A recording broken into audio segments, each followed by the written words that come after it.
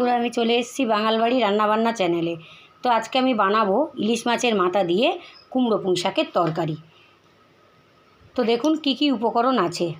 এখানে আছে পুঁই শাক, কুমড়ো, আলু, এখানে আছে ইলিশ মাছের মাথা ভেজে রাখা,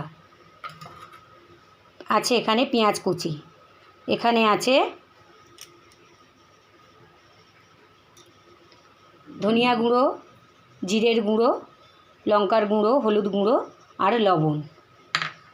এখানে আছে সরিষার তেল, ফোড়নে দেওয়ার জন্য আছে 5 ফোড়ন, শুকনো লঙ্কা আর তেজপাতা।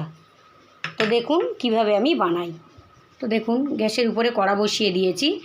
এবারে আমি দিয়ে দেব সরিষার তেল। তেলটা গরম হয়ে গেলে 5 ফোড়ন, শুকনো লঙ্কা আর তেজপাতা দিয়ে দেব। তেল গরম হয়ে গেছে, 5 ফোড়ন, শুকনো লঙ্কা, তেজপাতা দিয়ে দিলাম। এবারে দিয়ে দেব কেটে রাখা পেঁয়াজ। পেঁয়াজটাকে একটু ভাজা ভাজা করে নিয়ে এর মধ্যে দিয়ে দেব কুমড়ো পুঁই শাকটা। এবারে দিয়ে দেব কুমড়ো পুঁই শাক আর আলু।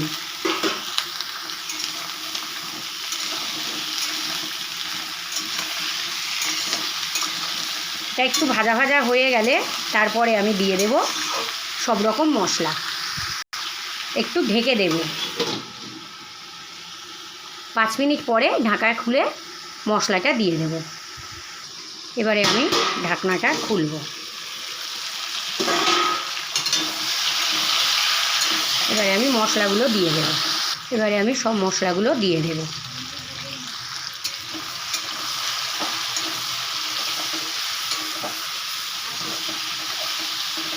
আবারও আমি আরেকটু ঢেকে দেব।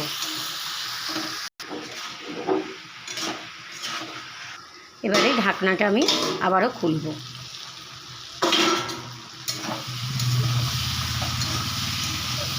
এবারে আমি দিয়ে দেব ভেজে রাখা মাছের মাথা। দিয়ে দিলাম ভেজে রাখা ইলিশ মাছের মাথা। তো আবারও আমি আরেকটু নাড়ব।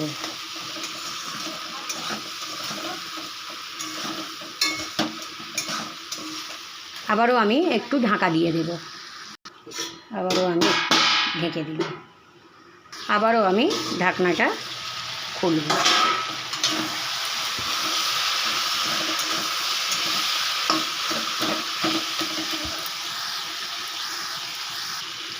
দেখুন বন্ধুরা, ইলিশ মাছের মাথা দিয়ে কুমড়ো পুঁই শাকের তরকারি রেডি হয়ে গেছে। এবারে আমি এটাকে নামিয়ে নেব। তো দেখুন বন্ধুরা, এইভাবে আমি ইলিশ মাছের মাথা রান্না করে নিয়েছি।